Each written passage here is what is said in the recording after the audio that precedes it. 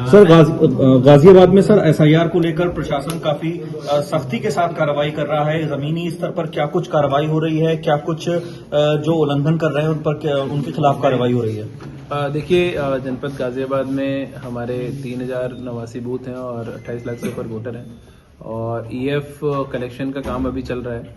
तो हमारे सभी बीएलओज, हमारे सुपरवाइजर्स, उनके लिए हमने सेक्टर ऑफिसर्स, सभी हमारे जो डिस्ट्रिक्ट लेवल ऑफिसर्स हैं उनको भी सुपरवाइजर ऑफिसर्स के रूप में एडीएम स्तर के ऑफिसर्स को भी लगाया है।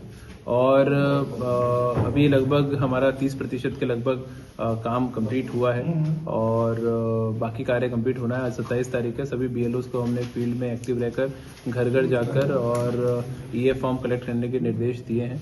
कुछ बीएलओस द्वारा उसमें लापरवाही की गई। ऐसे 21 बीएलओस पे हमने अभी आरपी एक्ट में धारा 32 में एफआईआर भी कराई है, क्योंकि ये एक बहुत महत्वपूर्ण कार्य है, निर्वाचन का कार्य, और पूरी मशीनरी इसमें पूरी तरह लगी हुई है। अभी मैंने सभी राजनीतिक दलों के जो जिला अध्यक्ष हैं और सभी प्रतिनिधि हैं उनकी मीटिंग ली है। उनको भी मैंने अपील की। उनके बीएलए भी पूरी तरह एक्टिव नहीं है, तो उनसे भी हमने अपील किया आप अपने बीएलए को और आपके फील्ड लेवल फंक्शनरीज को एक्टिव करें, ताकि चूंकि गाजियाबाद की एक विशेष समस्या है कि ये शहरी इलाका है और इंडस्ट्रियल लेबर बहुत है और किराएदार भी बहुत लोग रहते हैं। तो ऐसे लोगों को ढूंढना और उसके बाद में उनसे फॉर्म कलेक्ट करना वो भी एक थोड़ा जटिल कार्य है। तो उसके लिए हमारे सभी बीएलओज प्रयास कर रहे हैं। जो अच्छे बीएलओज हैं उनके लिए हमने पारितोषिक की घोषणा भी की है और ऐसे जो सबसे कमजोर 20-20 बीएलओ है उसके लिए मैंने खुद भी उन बीएलओ को गोद लिया है। उनकी बाकी अन्य वरिष्ठ अधिकारियों को, नगर आयुक्त साहब को, वीसी साहब को, हमारे एडीएम साहिबान को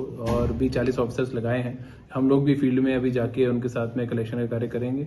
जहां पे लोग नहीं मिल रहे हैं हमें, तो वहां पे स्थानीय पार्षदों को, पूर्व पार्षदों को, बूथ लेवल एजेंट के लिए हमने कहा है कि उनके माध्यम से हम लोग कलेक्शन कराएं। अनाउंसमेंट करवा रहे हैं। इस शनिवार और रविवार को हम लोग ऐसे जो मिसिंग वोटर्स हैं, तो जो नहीं मिल रहे हैं हमें, उनकी सूची हम लोग बूथ पे चस्पा करा रहे हैं। और आपके माध्यम से मैं अपील करना चाहूंगा हमारे सभी गाजियाबाद के मतदाताओं से, जिसने भी अपना ईए फॉर्म प्राप्त किया है वो तत्काल अपने बीएलओ को फॉर्म प्रदान कर दें, ताकि हम उसको समय से डिजिटाइज कर दें। और ऐसे लोग जिन्होंने अपना एड्रेस अगर चेंज कर लिया है, तो और पिछले चुनाव में आपने जिस बूथ पे वोट दिया था, हो सकता है आपका ईए फॉर्म उस बीएलओ के पास हो, तो आप वहां के बीएलओ से संपर्क कर लें। नंबर मैंने सोशल मीडिया पे डाले हैं। हमारे डिस्ट्रिक्ट एनआईसी की वेबसाइट से भी आप सभी बीएलओ के नंबर देख सकते हैं। मौके पे भी जा सकते हैं, तो वहां से आपको ये फॉर्म मिल जाएगा।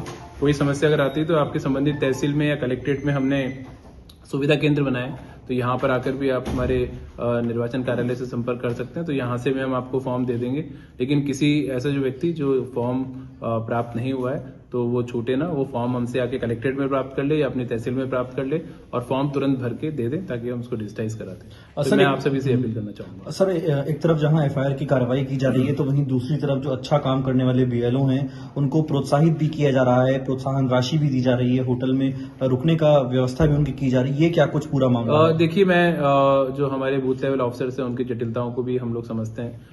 हमारे 3089 में से 1100 आंगनबाड़ी कार्यकर्ते हैं, हमारे बीएलओ सब हमारी बहनें हैं और सभी लोग शहरी क्षेत्रों में कॉम्प्लेक्सिटीज होती हैं, फिर भी काम कर रहे हैं। तो उसमें जो अच्छा काम कर रहे हैं उन्हें निश्चित रूप से हमें पारितोषिक प्रदान करना ही चाहिए, तो हम लोग उनका सम्मान कर रहे हैं। लेकिन जो लोग बिल्कुल कई बार कहने के बाद भी अगर लापरवाही करते हैं, तो निश्चित रूप से, चूंकि ये शासकीय कार्य है, शासकीय कार्य में कोई व्यक्ति लापरवाही करता है तो उसको दंड मिलना ही चाहिए।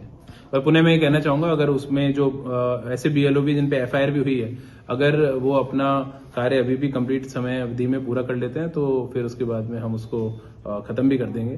तो उद्देश्य ये नहीं है कि किसी को पनिश करना, उद्देश्य ये है कि सिंसियरिटी इसके बारे में बताना, और अगर बिल्कुल उसके बाद भी कुछ लोग अगर लापरवाही करते हैं, तो निश्चित रूप से फिर तो उनको पनिशमेंट मिलना ही चाहिए। सर, एक आखिरी सवाल ये है कि आपने हाल ही में स्कूलों को भी निर्देश दिए हैं कि पीटीएम में भी जो अभिभावक आते हैं उन्हें एसआईआर के बारे में बताया जाए। देखिए, जिस भी माध्यम से हम लोग जनसंपर्क कर सकते हैं, तो आप सभी जानते हैं कि यहाँ पे जितने स्कूल्स हैं उनके पेरेंट्स का व्हाट्सएप ग्रुप सभी स्कूल्स बना के रखते हैं, उसके माध्यम से कम्युनिकेट करते हैं, तो उससे भी हमारा मैसेज चला जाए। कॉलेजेस के में जो स्टूडेंट्स पढ़ रहे हैं उनको भी हम मैसेज दे रहे हैं, ताकि वो भी अपने पेरेंट्स को इसके बारे में बताएं।